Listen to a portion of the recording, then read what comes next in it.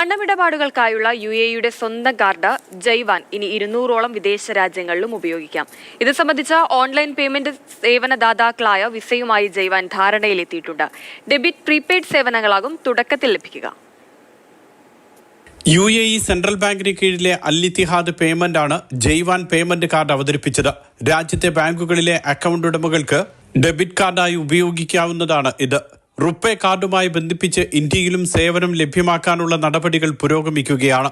കൂടുതൽ രാജ്യങ്ങളിൽ ജയ്വാൻ കാർഡ് ഉപയോഗിക്കുന്നതിനാണ് വിസയുമായി ധാരണയിലെത്തിയത്.